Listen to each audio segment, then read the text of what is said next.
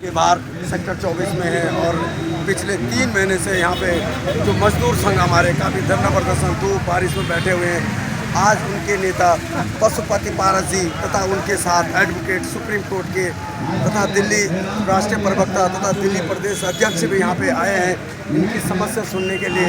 लेकिन आज मजदूर संघ है, इनको देखते उनके चेहरे में काफ़ी खुशी हुई। उनको ये लग रहा है कि कहीं ना कहीं जब इतने बड़े नेता सुप्रीम कोर्ट के राष्ट्रीय अध्यक्ष या वकील जो हमारे साथ आए, नेताजी आए, तो हमारे कहीं ना कहीं जो हमारी समस्या का समाधान होगा। तो सर मेरा आपसे एक छोटा सा सवाल है कि ये 400-450 मजदूरों की बात कर रही है, इनकी वापसी की बात करें तो आप इनकी लड़ाई कहाँ तक लड़ेंगे? पहले आप अपना परिचय शक्ति पार्टी के राष्ट्रीय प्रवक्ता भी हैं, राष्ट्रीय महासचिव जी सर। 8 साल में मेरा नाम है। जी सर। और इनकी तो बातें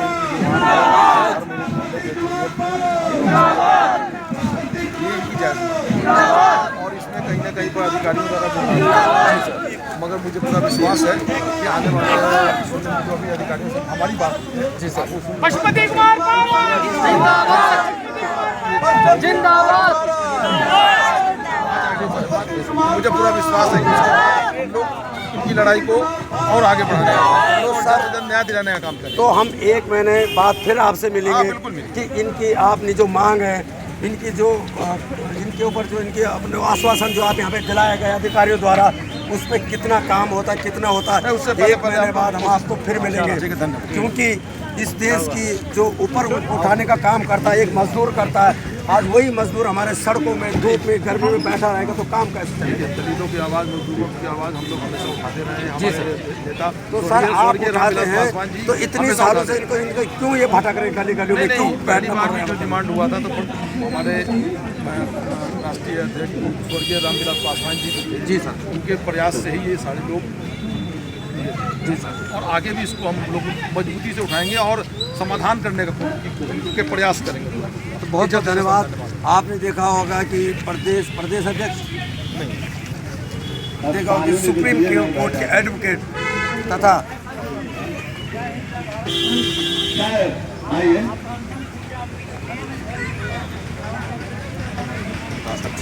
आपने देखा होगा कि सुप्रीम कोर्ट के अध्यक्ष तथा राष्ट्रीय महासचिव हमारे सामने खड़े हैं। लेकिन आज इन्होंने मजदूर भाइयों को आश्वासन दिया है कि 1 महीने के अंदर कहीं न कहीं जो आपकी बातों पे उन पर ध्यान दिया जाएगा, उस पर कार्रवाई की जाएगी। क्योंकि अब ये लड़ाई यही खत्म नहीं होगी, ये लड़ाई तब तक जारी रहेगी जब तक मजदूरों का समाधान ना हो, तब तक ये लड़ाई लड़ी, जब तक मजदूरों का समाधान नहीं होगा तब तक ये लड़ाई जाएगी। तो बहुत बहुत धन्यवाद सर आपका, आप जो इनके बीच में आए और इनकी समस्या सुनी है। तो अब इनका पूरा फोकस आप पे तथा हमारे पारस जी पे रहेगा और इसके आश्वासन आपने अगर दे तो दिया, लेकिन ये समाधान भी करना आपकी जिम्मेदारी है। समाधान तक इनकी लड़ाई लड़ते रहें। बहुत बहुत धन्यवाद सर आपका। तो आप ये देखोगा यहाँ पे पशुपति पारस जी आए तथा सुप्रीम कोर्ट महासचिव जी आए, लेकिन इन्होंने आश्वासन दिया है कि जब तक इनका समाधान नहीं होता हम लड़ाई लड़ते रहेंगे। तो सर मैं नमस्कार, इधर लगाइए जी कैमरा, आपका शुभ नाम बताइए। मेरा नाम बच्चाओ यादव। सर आपने देखा होगा कि जो FCI के अधिकारी, बड़े अधिकारी आए, उन्होंने जो हमारे जो साधु जी हैं दलित सेना के अध्यक्ष, उनका अनशन करवाया।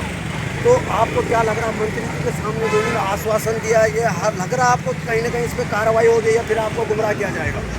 हम तो जब से बैठे हैं तब से तब तक गुमराही किया गया है। जी सर। जो सवाल पूछने के बाद FCI से मांगे जी सर, वो आज तक तो दिया नहीं। जी। जैसे कि हमारी शाहजहाँपुर डिपो के 250 श्रमिक हैं। जी सर। 250 श्रमिक में 1997 में 216 श्रमिक को चिन्हित किया। जी सर। उसके बाद पुनः 1999 में 155 को चिन्हित किया और कड़ी सुरक्षा के बीच में, जिसमें SDM भवनाथ सिंह थे और रोजा और रोसर कोठी के पदाधिकारी कमेटी बना करके उसमें जो है कड़ी सुरक्षा के बीच में शाहजहाँपुर डिपो के 155 श्रमिकों को चिन्हित किया गया, सत्यापन किया गया।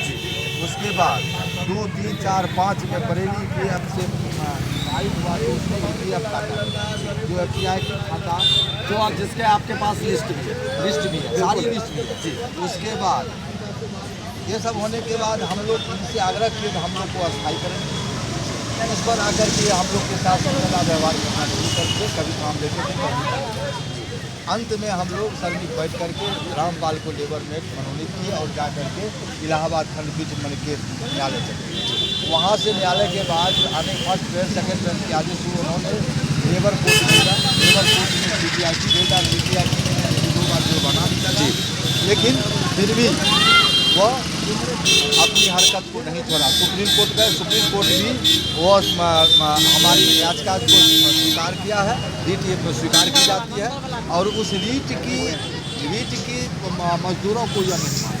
तो आपको क्या लग रहा है जो आज पशुपति पारस से आई तो सुप्रीम कोर्ट के महासचिव जी एडवोकेट वो भी आए हैं, तो आपको क्या लग रहा है कि कहीं ना कहीं ये अब हमारी लड़ाई लंबी लड़ेगी या फिर आप बीच में पीछे हटेंगे? अगर इनकी बात मानते हैं तो ठीक है, नहीं मानते हैं तो फिर हम लोग धरना 1 महीने के बाद फिर धरना देंगे और वो जोर शोर से धरना देंगे।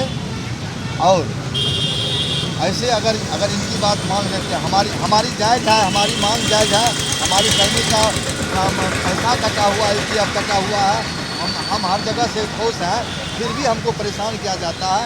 अगर ये हमारी समस्या को निदान नहीं हुआ और पारस भैया के कहने के बाद निदान नहीं हुआ तो पुनः फिर हम धरना पर। तो नमस्कार, इसमें मैंने देखा है कि EPF कटने के बाद भी श्रमिकों को बाहर कर दिया गया और वो EPF की लिस्ट को भी ये लोग नहीं मानते अधिकारी लेवल पे, लेकिन पशुपति पारस जी आज यहाँ पे इनके बीच में आए, इन्होंने इनकी भूख हड़ताल तोड़वाई है और आश्वासन दिया है कि जब तक आपका समाधान नहीं हो जाता तब हम लड़ाई लड़ेंगे। लेकिन इन्होंने साफ स्पष्ट कर दिया है कि अगर कहीं ना कहीं 1-2 महीने बाद 1 महीने के अंदर अगर हमें आश्वासन नहीं दिया जाता है तो हम इसके लिए और लंबी लड़ाई लड़ेंगे। तो नमस्कार, मैं सूरत नेगी न्यूज़ सेक्टर 24 खातिर निगम गाय के बाहर नोएडा गौतम बुद्ध नगर। लोग हैं जो भारत सरकार के विभाग के जो मंत्री हैं प्रहलाद जोशी जी सर, मैं उनसे 2-3 दिन के अंदर मिलूंगा जी सर। और सदानंद साधु भी हमारे साथ में रहेंगे जी सर। और जो इन लोगों का डिमांड है जी सर। मैं निश्चित रूप से मेरा प्रयास रहेगा कि जो श्रमिक का जो डिमांड है, जो श्रमिक को बर्खास्त किया गया है, जी सर, उन पर पुनर्विचार करते हुए तुरंत नौकरी देने की बात। क्योंकि सर आज यहाँ पे आप आए इनके बीच में, आज इनकी जो चेहरे में जो खुशी देखोगे, ये इनको ऐसा लगा कि हमारे बीच में हमारे नेता नहीं हमारे भगवान आए। और देखो मजदूरों को एक सहारा होता है, मेरी बात सुनिए, मजदूरों को एक सहारा एक मंत्री क्यों चुनते हैं, एक नेता क्यों चुनते हैं, इसलिए चुनते हैं कि हमारी बात ऊपर तक पहुंचाएं। और आज इस देश में साथ हो और मैं इनकी समस्या को लेकर के भारत सरकार के जो विभागीय मंत्री हैं जी सर, मैं उनके पास जाऊंगा और उनको पूरा विश्वास है जो भी समस्या है उसका समाधान है। तो बहुत बहुत धन्यवाद पारस जी आपके पास, जो आप मजदूरों के बीच में आए और इनकी लड़ाई सर आगे तक। तो आपने देखा होगा, नमस्कार, आपने देखा होगा यहाँ पे जब पशुपति पारस जी आए हैं तो आप देख रहे होंगे कि यहाँ पे जो मजदूर हैं उनके चेहरे में बहुत खुशी है। वो सोच रहे हैं आज हमारे बीच में हमारे भगवान आए हैं, लेकिन इन्होंने ये आश्वासन दिया है कि जितने भी मजदूर हैं इनकी वापसी, इनकी जो नौकरी वापसी हम जरूर कराएंगे और ये लड़ाई बहुत नाम बोले जाएंगे।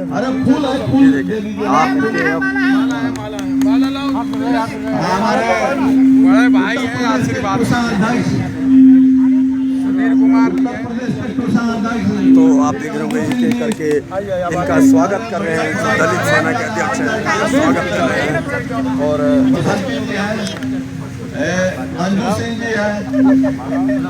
सारी क्लिप लोग सबकी आनी चाहिए, जो माला पहना रहे हैं। आप आइए, आप भी आइए, गौतम बुद्ध नगर के जिला अध्यक्ष राणा साहब के साथ आगे से जना एक प्रभारी भी है और प्रदेश के महासचिव शकल दे एक माला हमें दे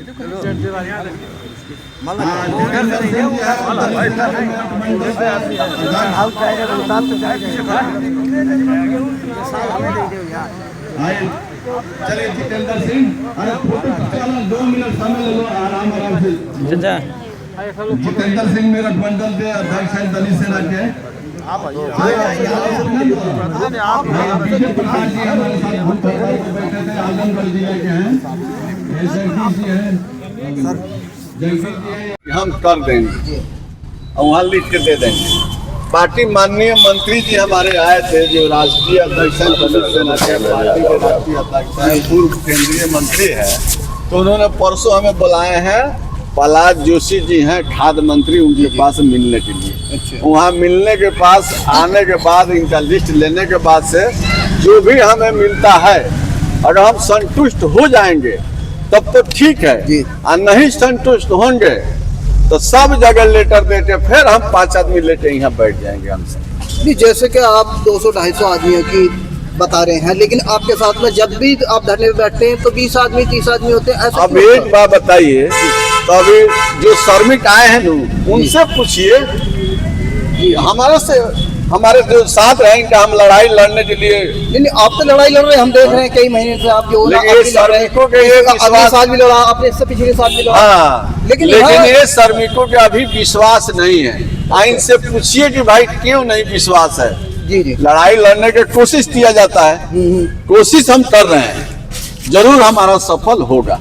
पिछले साल भी आपके साथ में 20-25 आदमी थे, इससे पिछली साल ये नहीं आता है लोग, हमें देख रहे हैं, हमारा कार्यकर्ता को बुलाना पड़ता है। जी हमारा गाजियाबाद में बहुत बड़ा संगठन है। जी हाँ, तो हमारे कार्यकर्ता कोई बिहार का है, कोई आजमगढ़ से है, कोई बनारस से है, अब नहीं आता है तो हम क्या करें। आप जिनकी लड़ाई लड़ रहे हैं वो ही नहीं आते हैं, तो आप उन लोगों को क्यों नहीं बोलते हैं कि आप लोग क्यों नहीं आते हैं? सब लोग बोला था, लड़ाई लड़ रहा हूँ। नहीं, सब लोग से हमने बोला है कि आओ, तो श्रमिकों को इकट्ठा करिए ना, श्रमिकों को।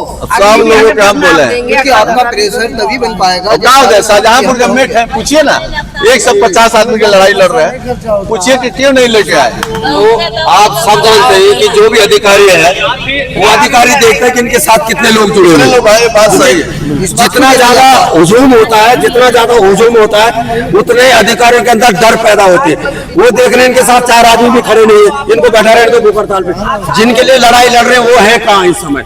एक दिन के लिए क्यों नहीं आते? उनके हक के लिए तुम लड़ रहे, उनका भविष्य का सवाल है, कई साल रोजगार का सवाल है। देख रहे हैं कई साल, लेकिन आज क्यों नहीं आना ही चाहिए था, आज के लिए तो आने चाहिए था। मंत्री महोदय आपके बीच ये सब देख रहे हैं। अगर एक दिन यहाँ पे 400 आदमी इकट्ठे होंगे तो दूसरे दिन तुम्हारी मांग पूरी होने की कोशिश होगी, लेकिन देख रहे हैं 4 आदमी इनको लड़ने दो। अब जब ये होता है तो देखिए ना, ठीक है। तो फिर जब आए नहीं उनके लिए लड़ाई लड़के फायदा क्या, जो हमारे साथ खड़े नहीं हो रहे? देख रहे हैं, कोशिश कर रहे हैं, हम कोशिश कर रहे हैं।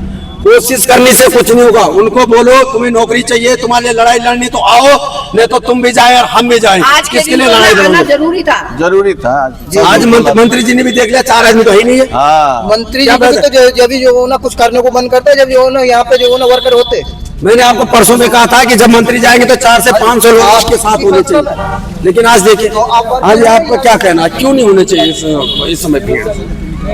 एक तो सर्दी का मौसम जा रहा है। अरे सर, कोई सर्दी धूप नहीं, जब आदमी को बीतती है ना, जब उसकी नौकरी चाह हो तो कहीं से भी आता है। तो है, लोग नहीं आ रहे हैं और दूर के रहने वाले हैं, ये भी कारण है थोड़ा। और पिछले बार तो आप और को भी तो ला सकते हैं, आप भीड़ तो कहीं से भी आ सकती है। यहाँ पे आदमी रह के गए हैं और 20-20 दिन आदमी इकट्ठा दिन रात रहे, कोई यहाँ सोता यार उस दिन नहीं, 2 आदमी रहा है, 20 आदमी, अब ना 200 आदमी चालो राजा पकड़ लेते हैं। आज की नहीं तुझे, जिस दिन कोई बड़ा मंत्री आता है, 5-5 आदमी रहे हैं, जिस दिन अधिकारी आता है उस दिन भीड़ होनी चाहिए। अभी कोई नेता बोल देगा भंडारा लगा हुआ नई दिल्ली आ जाओ, लखनऊ से पहुंच जाएंगे वहाँ भंडारा खाने के लिए रैली में, लेकिन अपने हक के लिए नहीं आ रहे। आप तो गलत नहीं बोल रहे। अभी बोलते किसी ने जंतर मंतर पे धरना देना, भंडारा लगा हुआ, अभी पहुंच जाएंगे, हरिद्वार से पहुंच जाएंगे गाड़ी पकड़ के लटके खाने के लिए, लेकिन जब उनके हक की लड़ाई लड़ रहे हैं तो नहीं आ रहे।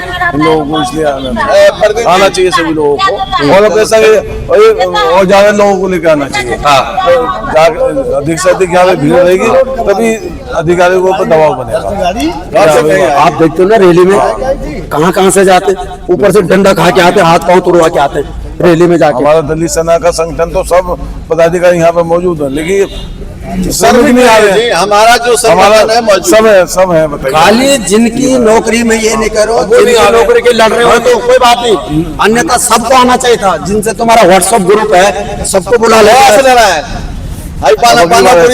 चलो तो बहुत बहुत धन्यवाद साध महाराज जी। ऐसा है, आपने जो आप श्रमिकों के बारे में पूछेंगे तो अब हमारे से ना पूछे तो नहीं, उनके बारे में नहीं पूछ रहा हूं। हमारा दलित सेना के संगठन है, हम संगठन के माध्यम से मजदूरों के लड़ाई मैं लड़ते समझ हैं। गया, मैं समझ गया कि एक संगठन के नेता होने की वजह से नेता होने की वजह उनकी से सरकार धरना पर बैठने के वजह लड़ाई लड़ रहे से हैं। ये बताएंगे। लेकिन मेट है, देखिए इनके पास 250 आदमी है, 2 आदमी लेके आए हैं। हाँ जी सर, आप अभी बताइए, आपको कहीं पे भी जाओ, जब किसी पे दबाव बनाना होता है तो उसके लिए एक हुजूम होता है, और तुम्हारे व्हाट्सएप ग्रुप से जिनके लिए लड़ाई लड़ रहे हैं वही नहीं, और भी लोग जुड़े होते हैं। तो आप कम से कम आज 200 से 250 लोग अगर आज आप इकट्ठा करते तो पूरा ऑफिस हिल जाता। मानते हैं, क्या कारण है? मानते हैं, बात ऐसा है कि काफी लंबा खिंच गया है मामला। बीच में हम आदमियों को लाए, आए आदमी, मगर गरीब आदमी है, दूर से आने में उनको काफी दिक्कत नहीं है। तो आसपास के दलित सेना पे तो जुड़े लोग होंगे, उनको भी तो मैसेज करते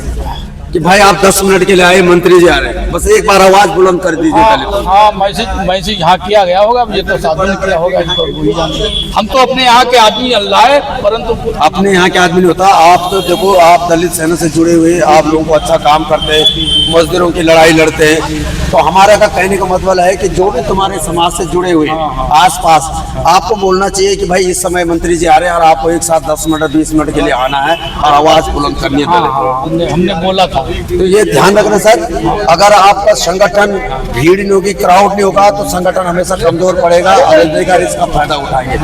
अगली बार जो आपका धरना होगा वो कम से कम कई 100 आदमी उसमें होना चाहिए। तो बहुत बहुत धन्यवाद, नमस्कार। और आज आप देख रहे हैं सेक्टर 24 के बाहर, खादी निगम के बाहर जो धरना था उसको खत्म कर दिया है और अनशन इन्होंने तोड़ दिया है। लेकिन 1 महीना का आश्वासन जो है मंत्री जी ने दिया है, तो सुप्रीम कोर्ट में महासचिव वकील ने आश्वासन दिया है, उसके बाद ये लड़ाई लड़ी है और आज से फिर ये वापस जा रहे हैं और फिर 1 महीने के बाद इन्होंने अधिकारी लेवल पे धरना दिया। तो बहुत बहुत नमस्कार, धन्यवाद।